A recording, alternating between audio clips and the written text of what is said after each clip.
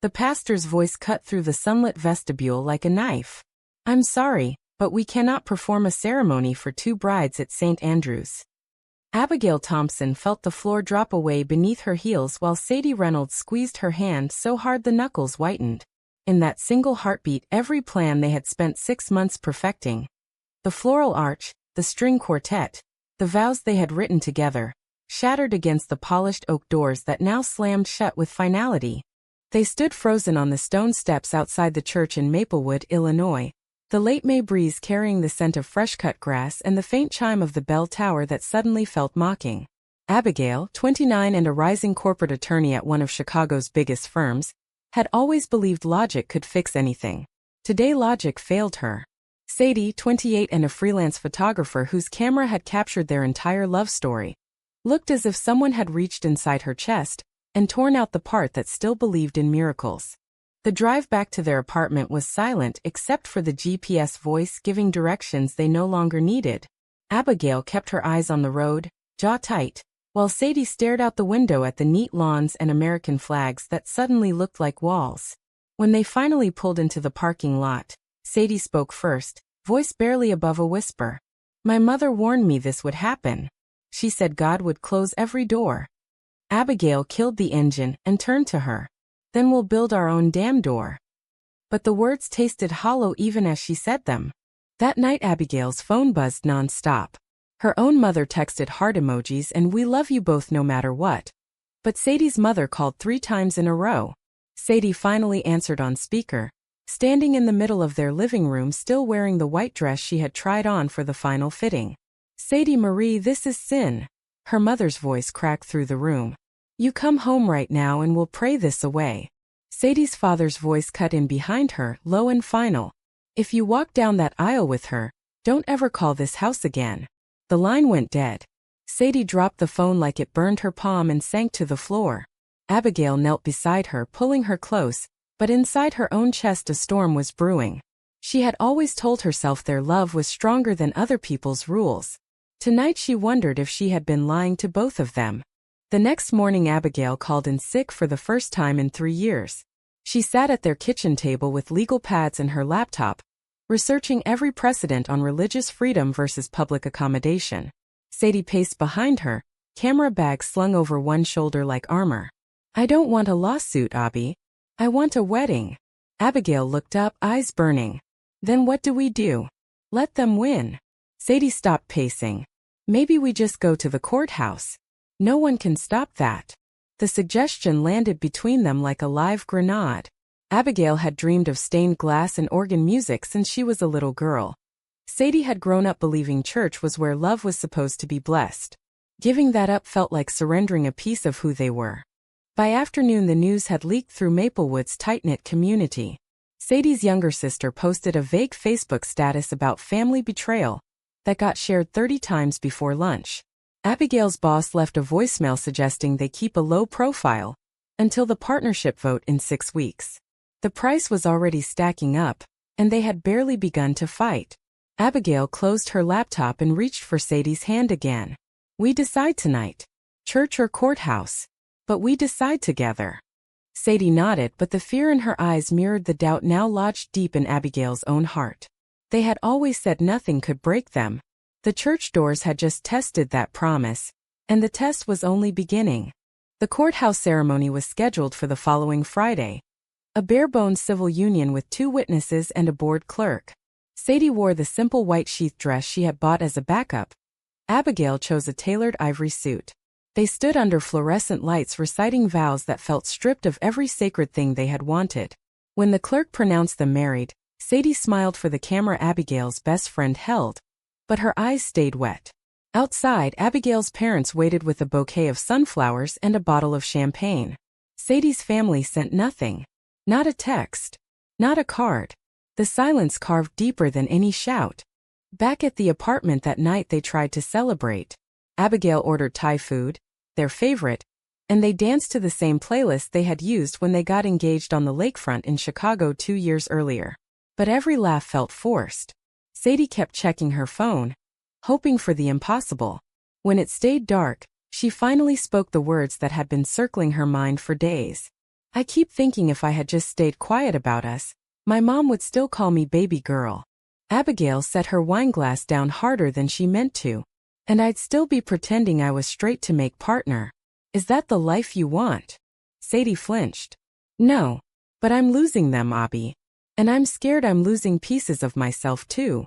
Monday morning, Abigail walked into her firm's glass tower, wearing the same suit from the courthouse. 3 partners stopped her in the hallway to offer awkward congratulations that somehow sounded like condolences. By noon, her biggest client, a conservative manufacturing conglomerate, requested a different lead attorney. Conflict of interest, the email read. Abigail stared at the screen until the letters blurred. She had billed $400,000 for that client last year.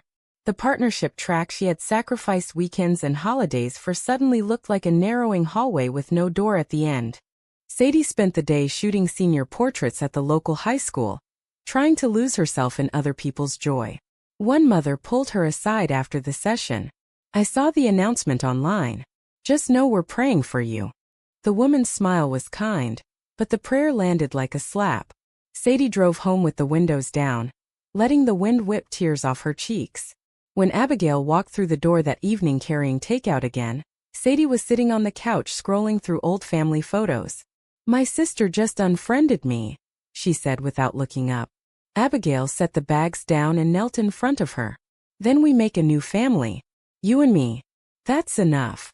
But even as she said it, Abigail felt the lie settle in her stomach. She had always been the strong one, the fixer. Tonight she wondered how long she could keep pretending the cracks weren't spreading. The next week brought the first real betrayal. Abigail's college roommate, once her closest confidant, posted a lengthy blog about the dangers of redefining marriage. She named no names but tagged the firm's diversity page and used enough details that everyone knew. Clients called. The HR director asked Abigail to come in for a conversation about public perception. Sadie read the blog while Abigail was in the shower and came out of the bathroom shaking. She used to babysit my niece. Now she's calling us a threat to children. Abigail wrapped her in a towel and held her until the shaking stopped. We don't owe her our peace, she whispered. But inside, Abigail was calculating the cost. Lost referrals, whispered gossip in the break room. The slow erosion of the professional reputation she had bled for. That night they lay in bed back to back, both pretending to sleep while their minds raced through every choice that had led them here. Love had won the courthouse. The rest of the world was still keeping score. Summer arrived with the kind of Midwest heat that made everything feel heavier. Abigail's partnership vote was postponed indefinitely. She told Sadie it was fine, that she was exploring new opportunities, but the truth was she had started taking freelance contract work at half her old rate just to keep their bills paid. Sadie's photography bookings dropped by 60%. Parents who once loved her warm style suddenly remembered they had concerns about role models. One canceled session came with a note. We support you personally but not publicly. Sadie read it aloud in their kitchen, and then quietly deleted her entire business Instagram. They tried to keep their routines. Every Sunday they drove past St. Andrews on their way to the farmer's market, the church bells ringing as if nothing had changed. Abigail would grip the steering wheel tighter each time. Sadie would look away. One Sunday Sadie finally said, I miss the music. I miss feeling like I belong somewhere bigger than us. Abigail pulled over right there on the shoulder. You belong with me. Sadie nodded, but the tears that followed told Abigail the words weren't landing the way they used to. That afternoon they sat on the couch and made the decision that would change everything. Let's start something of our own, Abigail said. A studio. A non-profit. Something that actually helps people like us instead of begging the world to accept us. Sadie's eyes lit up for the first time in weeks. A place where no one gets told their love doesn't belong. They named it Light and Lens Collective, a photography studio and community space for LGBTQ+ youth and families. Abigail cashed out her 401k and maxed every credit card. Sadie poured every remaining gig fee into equipment. They rented a storefront 2 blocks from the courthouse in downtown Maplewood, painted the walls soft lavender, and hung prints of their own wedding day, the courthouse version, above the reception desk. The first month they barely broke even. The second month a Chicago magazine ran a feature after Abigail's old boss accidentally forwarded an internal memo complaining about the optics.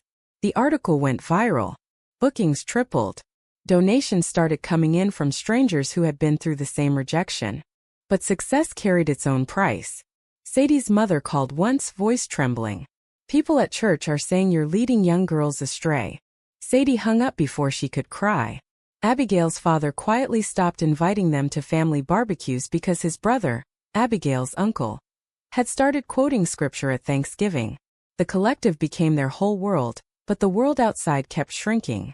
Late one night after closing, Sadie stood in the dark studio staring at a new print she had just developed, the two of them on the church steps the day they were turned away. "We built something beautiful," she whispered. "But I still feel like we're standing on those steps every single day." Abigail came up behind her and rested her chin on Sadie's shoulder. "Then we keep building until the steps don't matter anymore." Neither of them believed it completely, but they held each other anyway. Two women who had lost families, careers, and faith communities yet somehow still refused to lose each other.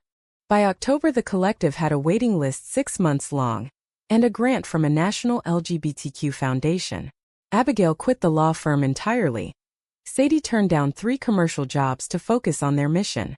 They hired 2 part-time staff and started weekend workshops for teens whose parents had reacted the same way Sadie's had. The work felt redemptive until the day Abigail's old roommate, the blogger, showed up at the studio with a camera crew from a local conservative news station. "We just want to hear your side," she said, smile saccharine. Abigail blocked the door. "You had your side on the internet. Now leave." The confrontation made the evening news.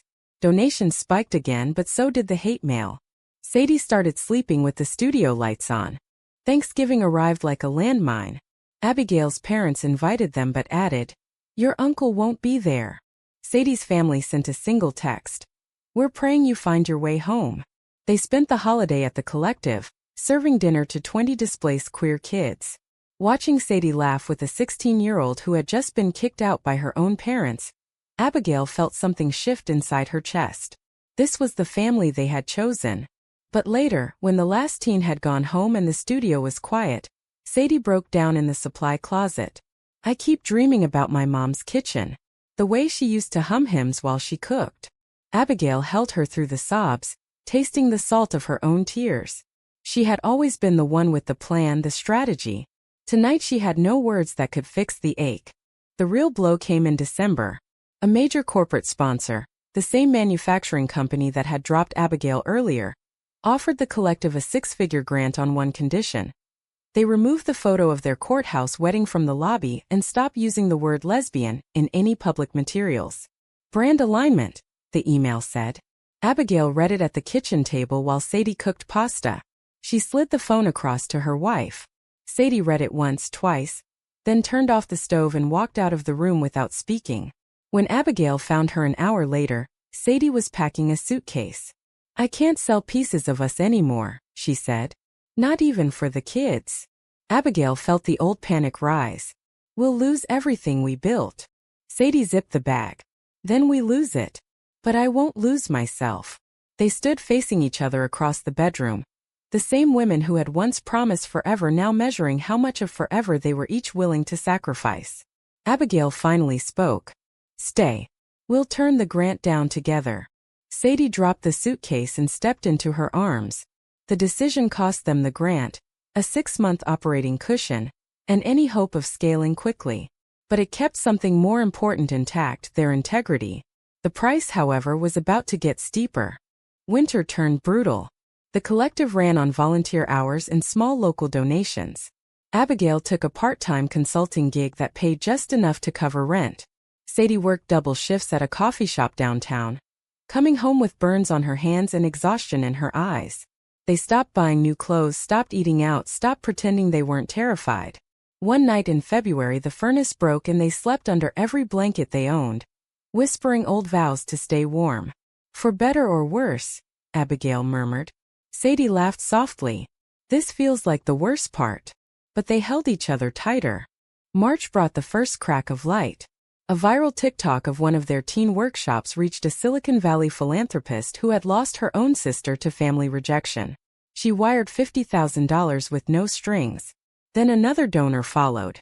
By April, the collective had a new HVAC system, full-time staff again, and a waiting list that stretched into next year. Abigail started sleeping through the night for the first time in months. Sadie's camera came out more often. They began to breathe. The church reached out in May, exactly 1 year to the day after the slammed doors. A letter arrived on heavy cream stationery from the new senior pastor. Our community center roof is failing. Insurance won't cover the full repair. We've heard about the remarkable work Light and Lens is doing in Maplewood. Would you consider a conversation about partnership? Abigail read it aloud in the studio while Sadie developed prints. They stared at each other across the darkroom. The same church that had called their love sin now wanted their money. Sadie's hands trembled as she set the photo paper down. They only want us because we're successful now. Abigail nodded slowly. But if we say yes, we could fund 20 more workshops. Help kids who are still standing on those same steps. The moral math felt impossible. They spent 3 sleepless nights arguing, crying, praying in their own broken way. In the end, they decided to meet.